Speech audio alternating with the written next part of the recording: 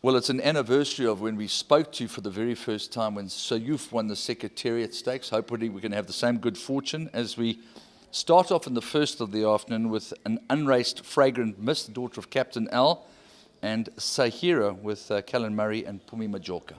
Yeah, obviously Fragrant Mist, very nicely bred filly. She does show a lot of toe.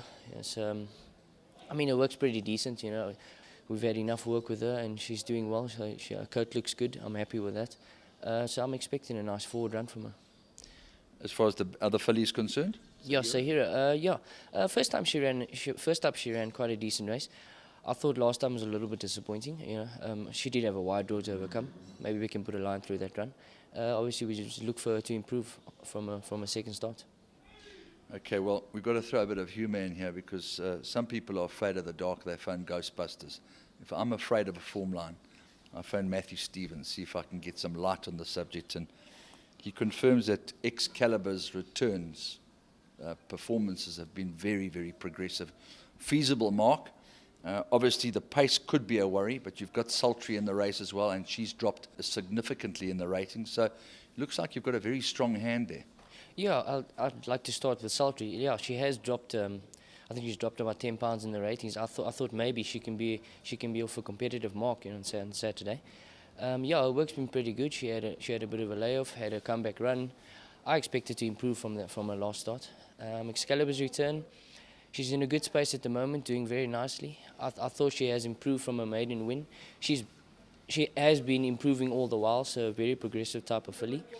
Yes, I mean, if there isn't a lot of pace in the race, I wouldn't be too concerned if she goes up handy.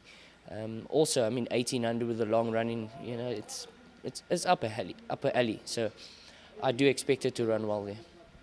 Fantastic. Then on to the sixth race, with a race in between and giving you a break. 13 is Decision Time, and 6 is Dabian with Ryan Munger and JP van der Merwe.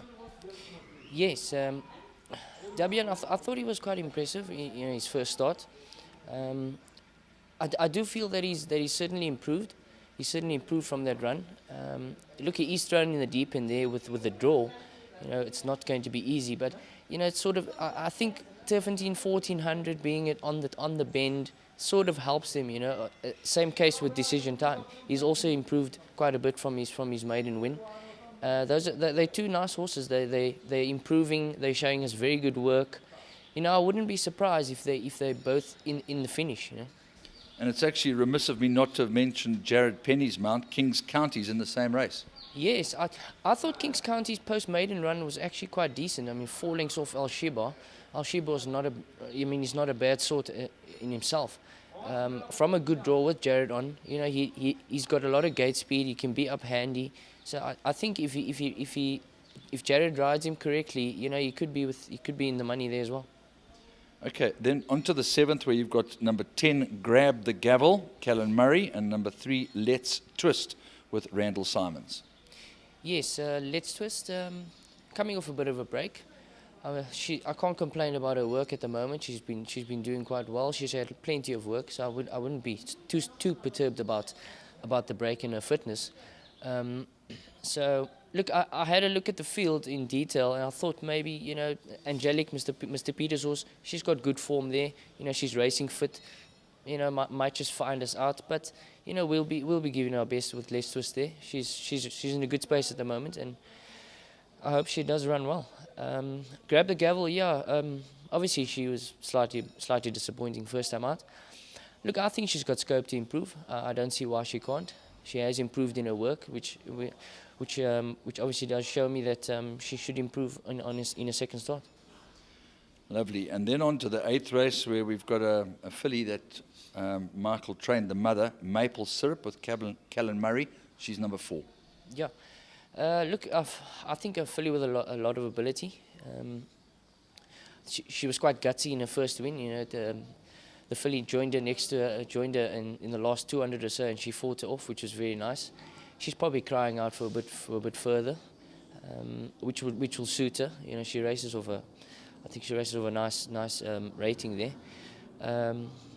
Yeah, look, with natural improvement, I think she could probably be one of our better runners on the day, considering we've got plenty.